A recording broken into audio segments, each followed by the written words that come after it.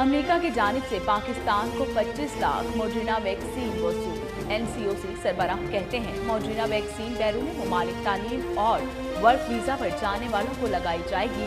वफाकी वजीर असद उमर की अमेरिकी सदर जो बाइडन की कोरोना पॉलिसी की तारीफ। पंजाब में मॉडर्ना वैक्सीन अगले हफ्ते से मखसूस सेंटर्स पर दस्तयाब होगी।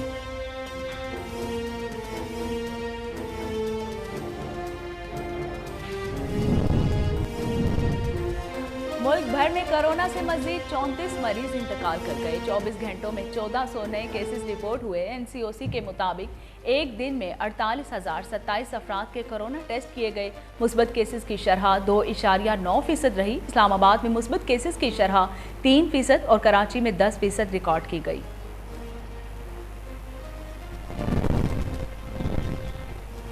कोरोना केसेस में कमी आने पर सिंध हुकूमत ने भी पाबंदियां नरम कर दी। कारोबार रात 10 बजे तक जारी रखने की इजाज़त। दफातर में हाजिरी 100% कर दी गई।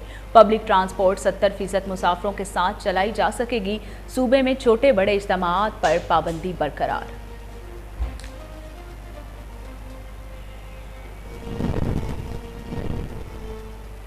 कब्रिस्तानों की तामीर और इसकी देखभाल के मामले पर लाहौर हाई कोर्ट का बड़ा फैसला। पंजाब हुकूमत को कब्रिस्तानों में मुफ्त तदफीन का हुक्म।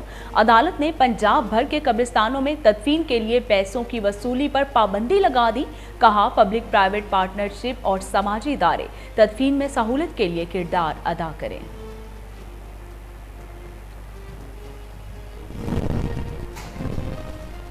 वज़ीर-ए-आज़म इमरान खान की केपीके हुकूमत को मुबारकबाद। कहा सेहत प्लस प्रोग्राम के तहत 2,50,439 मरीजों ने मुफ्त इलाज कराया। ये पाकिस्तान है जिसकी तरफ हम बढ़ रहे हैं। ये इलामा इकबाल और कायदे आज़म का विजन था।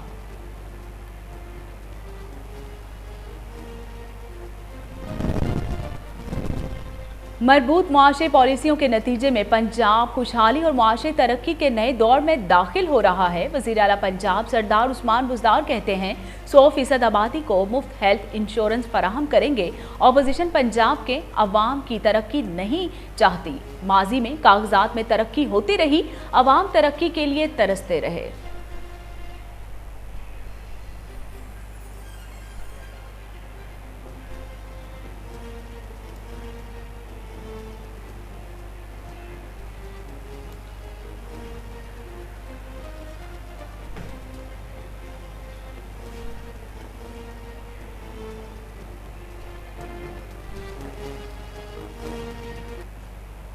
बिस्मिल्लाहिर्रहमानिर्रहीम। अस्सलाम वालेकुम। कोहिनूर स्टूडियो से मैं हूं सोनिया शेख।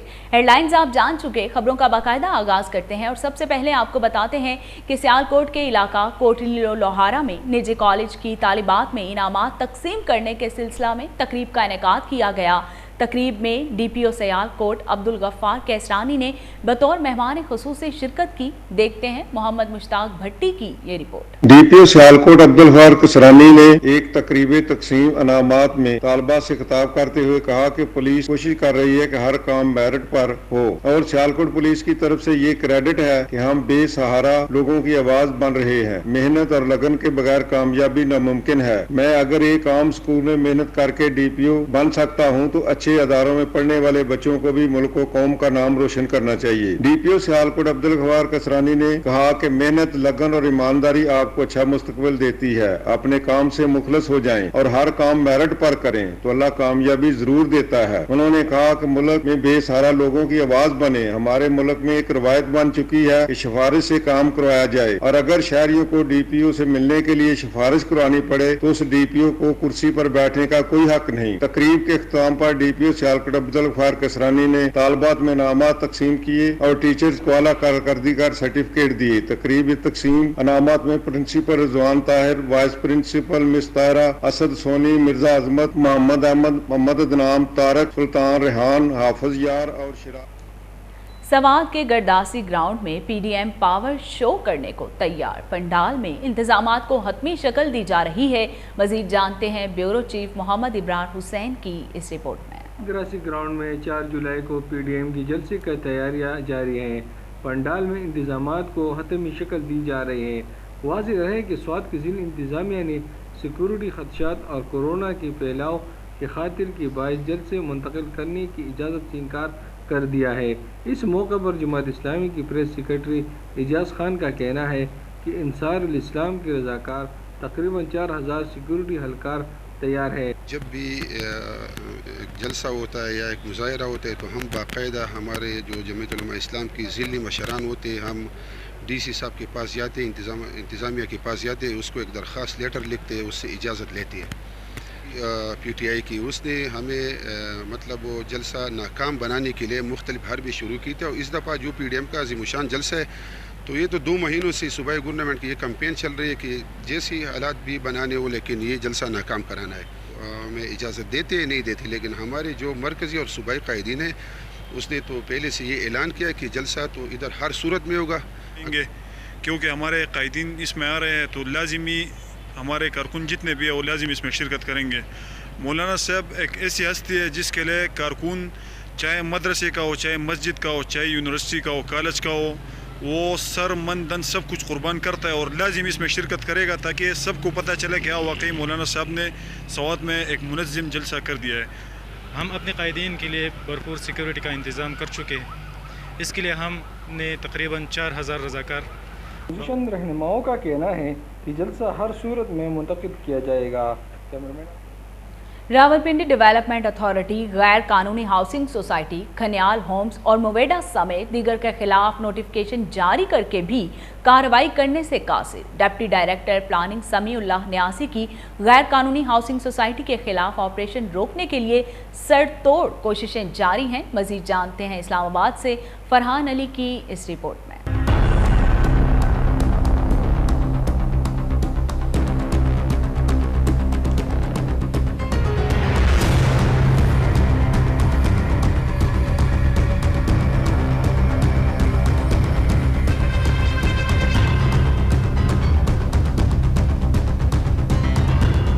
रावलपिंडी डेवलपमेंट अथॉरिटी ने खनियाल होम्स, मवीडा block, lake view, New York city, Rabia residency, star avenue, star enclave, Abdullah city और ब्लूबर्ड सिटी के खिलाफ गैर कानूनी डेवलपमेंट, इश्तिहारात, प्लॉट्स की बुकिंग करने पर गैर कानूनी हाउसिंग सोसाइटीज़ को गिराने और दफातर सील करने के अहकामात जारी किए थे और इस ज़म्न में RDA ने बाकायदा नोटिफिकेशन भी किया था और पुलिस रिजर्व और ज़िले इंतज़ामिया को ऑन बोर्ड दिया था। ख्वाबे गफलत में सोया हुआ RDA जाग तो गया, लेकिन गैर कानूनी हाउसिंग सोसाइटी खनियाल होम्स, मवीडा block, lake view, New York city, Rabia residency, star avenue, star enclave, Abdullah city और ब्लूबर्ड सिटी के खिलाफ ऑपरेशन ना करके वफादारियां निभाने की कोशिश की जा रही है।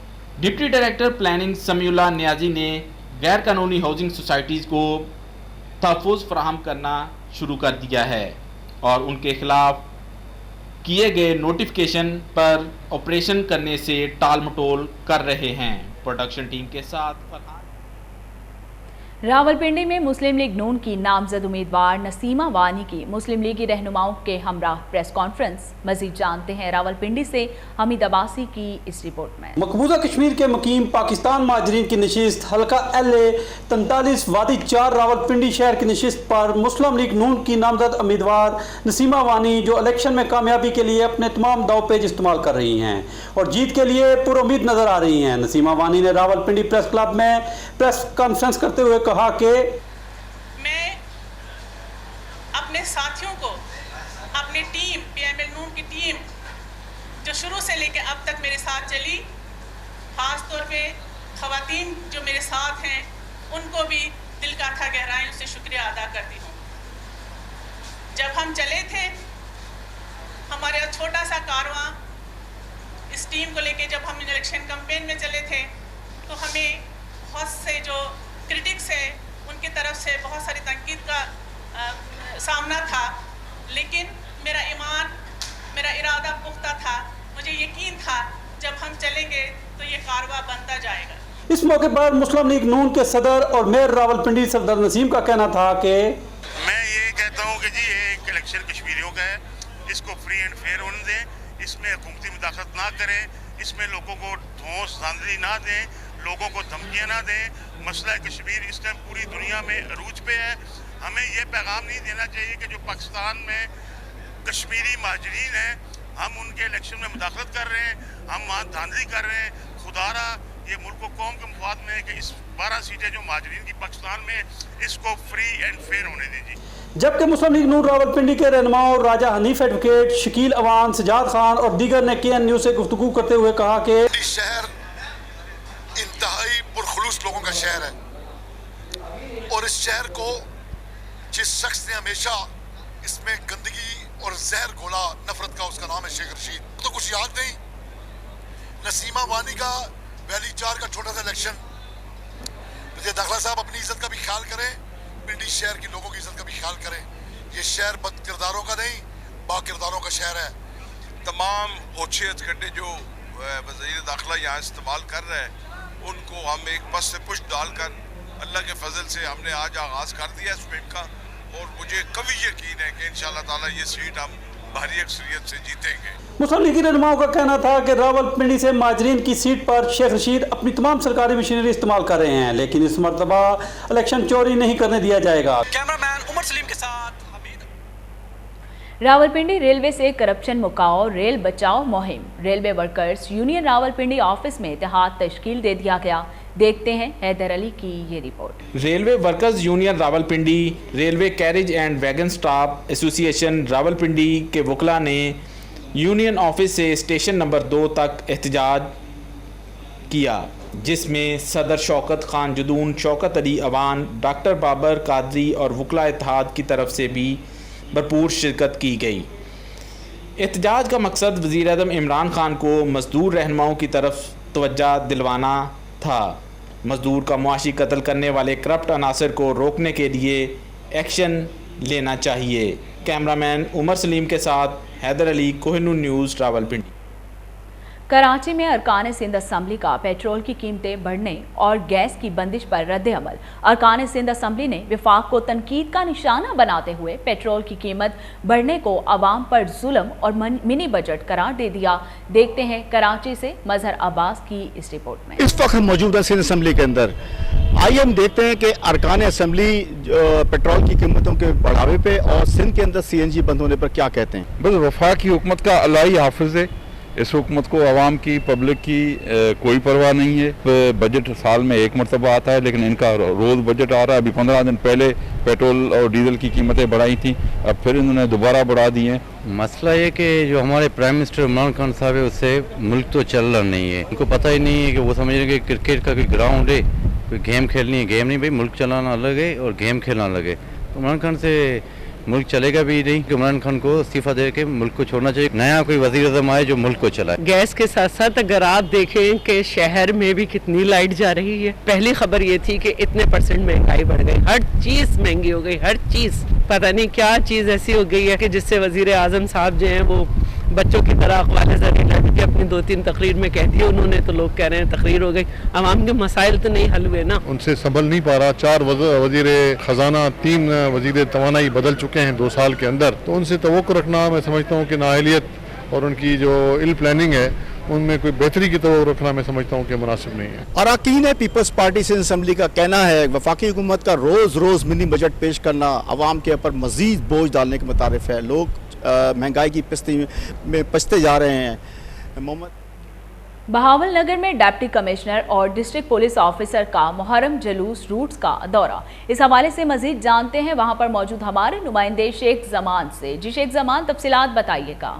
जी बिल्कुल, मैं इस वक्त मौजूद हूँ बहावल नगर रफीक शाह चौक में। आपको बताएं आज डिस्ट्रिक्ट पुलिस ऑफिसर खुद जो है मॉनिटरिंग कर रहे हैं, वो हमारे साथ मौजूद हैं, उनसे जानते हैं। जी सर, ये बताइएगा ये सिक्योरिटी के लिए कितने एहलकार तैनात किए गए हैं। Thank you very much. ये हमारा कंटीजेंसी प्लान जो है ना वो अभी तैयार हो रहा है। बेसिकली मेरा और आज DC साहब का और जो जहाँ के मतवली और लसनदार हैं उनका ये एक जॉइंट रूट का विजिट था कि रूट जो होगा मुहर्रम का, तो उस रूट पे जो पैच वर्क होने वाला है, जो गलियों में नाली सोलने के काम हैं, इसी तरह जो तारों के काम हैं, सिक्योरिटी पे हमने कहाँ कहाँ प्लग करना है, कहाँ कहाँ पे हमने डाइवर्शंस देनी है ट्रैफिक के हवाले से, सिक्योरिटी के हवाले से। ये बुनियादी तौर पे हमारा फर्स्ट विज़िट था मेरा और DC साहब का। तो नेक्स्ट विज़िट जो है ना वो हम उन महकमों के जो इससे एलाइड डिपार्टमेंट्स हैं उसके साथ करेंगे 1-2 दिन में। ये हमारा रूट का विज़िट था। आज हमने यहाँ पे रूट चेक किए हैं, इसी तरह ये हमारा सिलसिला जारी रहेगा। उसके बाद भी हम चिश्तिया में, फोटाबाद में और जहाँ जहाँ पे मुहर्रम के मजालिस और जुलूस के प्रोग्राम होते हैं, उनकी सिक्योरिटी और उनके जो जुलूस के शुरका हैं उनको फैसिलिटेट करने के लिए जो भी गवर्नमेंट हमेशा की तरह इक़दाम करती है, उस सिलसिले में हमारा ये विज़िट था। और ये अभी हमने खुद, आपने देखा होगा कि पैदल चल के मोटरसाइकिल पे ये हमने पूरा रूट विज़िट कर लिया। Thank you. बिल्कुल, आपने DPO साहब की बात सुनी, मेरे साथ डिप्टी कमिश्नर साहब भी मौजूद हैं, उनसे जानते हैं। जी सर, ये आज का रूट है, इस हवाले से क्या कहना चाहेंगे? जिस तरह आपको DPO साहब ने बताया है, चूँकि गवर्नमेंट जो है वो मुहर्रम इवेंट्स को पुरअमन बनाने के लिए उन्होंने हमें हदायत दी हैं और इस पे किसी किस्म का कोई कंप्रोमाइज़ नहीं किया जाएगा। यही वजह है कि बिफोर टाइम हमने दुनिया के तरक्की याफ्ता ममालिक की तरह पाकिस्तान में भी हाइब्रिड फसलों की काश्त का आगाज़ हो चुका है। खाने की बुनियादी ज़रूरत सुर्ख मिर्चों की काश्त का सिलसिला मुख्तलिफ इलाकों तक फैल रहा है। देखते हैं बहावलपुर से ये रिपोर्ट। दुनिया भर में मुख्तलिफ फसलों की हाइब्रिड काश्त ने ज़राई शोबे में एक इनकलाब बर्पा कर दिया है, जिसका पैदावार में कई गुना इजाफे के साथ किसानों की खुशहाली में अहम किरदार है। हमारे किसानों ने भी दुनिया में होने वाली इस तेज़ रफ्तार ज़राई तरक्की से फायदा हासिल करने के लिए हाइब्रिड फसलों की काश्त का आगाज़ कर दिया है। खानों के जायके सुर्ख मिर्च के बगैर अधूरे तस्वर किए जाते हैं। वतन में बसने वाले किसानों ने हाइब्रिड सुर्ख मिर्च की काश्त शुरू करके पाकिस्तान को इस शोबे में मुतकबिल बनाने की तरफ पहला कदम रख दिया है। हाइब्रिड मिर्चों की फी एकड़ पैदावार पहली चुनाई पर 150 से 200 रुपये मन तक होती है। अच्छी देखभाल के जरिए 1 एकड़ से 5 से ज़्यादा बार भी सुर्ख मिर्च की फसल हासिल की जा सकती है। भावलपुर के किसानों का कहना था कि दोस्तों के मशवरे पर हाइब्रिड सुर्ख मिर्चों का आगाज़ किया, जो कि 1 एकड़ रकबे पर मिर्चों की काश्त किया है, जिस पर 1 लाख रुपये खर्च आता है। मिर्चों की जो पहली चुनाई है उसमें 150 से 200 रुपये मन फी से हमारे खर्चात पूरे नहीं होंगे। पहली दफ़ा की ज़्यादा पैदावार हासिल करने के लिए आपको जितनी भी ज़्यादा खुराक देते हैं जाएंगे, खादे देते जाएंगे और टॉनिक इसके अलावा जहर इस्तेमाल करते जाएंगे, उतनी ज़्यादा पैदावार देंगे। चुनाई करने वालों के लिए 150 रुपये से गर्मी की वजह से 200 रुपये है। किसानों का मजीद कहना था कि अगर हम जदीद टेक्नोलॉजी का इस्तेमाल करेंगे तो हमारे मुल्क का ज़र मुबादला बढ़ेगा, हमारी मईशत मुस्तकीम होगी और इसके अलावा हर काम करने वाला मजदूर भी खुशहाल हो जाएगा। कैमरामैन खुरम स्टार के साथ फजल जुवैद खान। फूलों के नाम से मशहूर कबायली ज़िला बाजोड़ के रागान डैम की तामीर के बाद मुकामी लोग और सियाहों की आमद का सिलसिला शुरू हो गया है। रोज़ाना सैकड़ों की तादाद में सियाह डैम के पानियों में कश्तियों के चक्कर लगाने समेत मज़ेदार खानों से भी लुत्फ़अंदोज़ हो रहे हैं। मज़ीद जानते हैं वहाँ पर मौजूद हमारे नुमाइंदे एहसान उल्ला खान से। जी एहसान, तफसीलात बताइएगा। आज इस वक्त मैं बाजोड़ के रागान डैम पे मौजूद हूँ, जहाँ पर लोग मज़े ले रहे हैं, किश्तियों के मज़े ले रहे हैं। इधर जो है लोग सैर सपाटों के लिए आ रहे हैं, बाजोड़ से बाहर के लोग भी यहाँ जो है मौजूद है। दूसरी तरफ अगर देखा जाए तो ये डैम अभी अभी बना है, लोग जो है इनको देखने के लिए आ रहे हैं। दूसरी तरफ लोगों को एक रोजगार भी मुहैया हो चुका है, लेकिन आवाम जो है वो इस बात पे ज़रा नाखुश है कि इधर जो चैनल्स इनसे निकाले गए हैं उस चैनल्स पर अभी तक काम का आगाज़ नहीं हो चुका है। जबकि दूसरी तरफ यहाँ अगर देखा जाए तो बहुत ज़्यादा जो इमारतें हैं, मकीनों के घर हैं, वो इस डैम के आसपास मौजूद है, लेकिन अभी तक हुकूमत ने उसके लिए कोई प्रोटेक्शन वाल और दीगर हिफाजती इक़दाम जो है वो नहीं उठा रखे। तो इसी वजह से एक तरफ जो है लोग इस बात पर खुश भी है कि पिकनिक के लिए उनको एक स्पॉट मुहैया किया गया है, लेकिन दूसरी तरफ लोग डर भी रहे हैं कि खुदा न खास्ता हमारे बच्चे या यहाँ के जानवर इधर फिसल कर।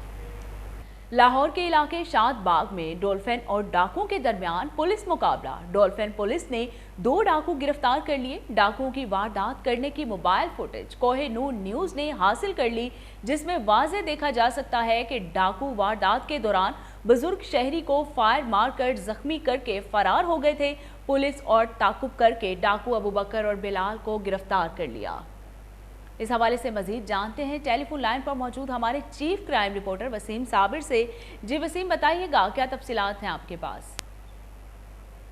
जी बिल्कुल, मैं इस वक्त थाना शादबाग में मौजूद हूँ, जहाँ पर दोनों डाकुओं को गिरफ्तार किया गया है। सबसे पहले अगर बात की जाए डॉल्फिन पुलिस की, आज डॉल्फिन पुलिस हस्बे मामूल जो है वो गश्त कर रही थी कि 2 डाकुओं ने बुजुर्ग शहरी के साथ जब वारदात की तो बुजुर्ग शहरी ने सिर्फ इतना ही कहा कि मेरा पर्स वापिस कर दो, जिस पर एक डाकू जो है वो गुस्से में आ गया और बुजुर्ग शहरी पर जो है वो फायर कर डाला और मौका से फरार हो गए।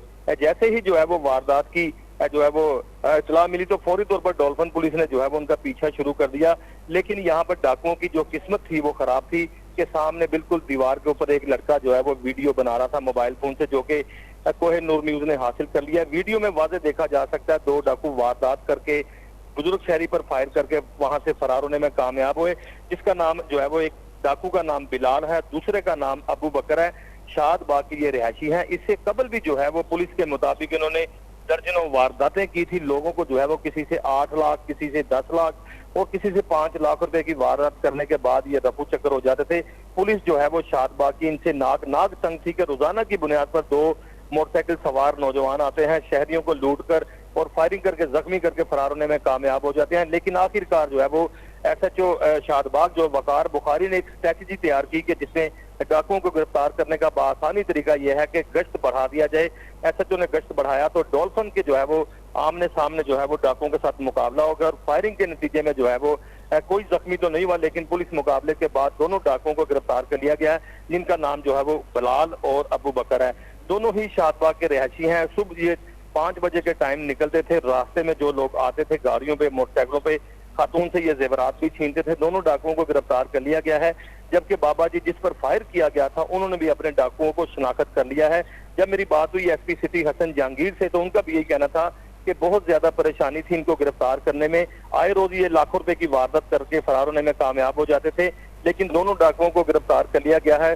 फिर डाकुओं की अगर बात की जाए तो CCPO लाहौर और DIG ऑपरेशन ने भी जो है वो SHO शादबाग और DSP मिस्री शाह को हुक्म दिया था कि दोनों मुल्जमान जो कि वारदात करते हैं, इससे पहले भी कई CCTV फुटेज में ये लोग नहीं हो रहे थे। आज तफसीलात बताने के लिए। और इसके साथ ही न्यूज़ स्टूडियो से फिलहाल इतना ही।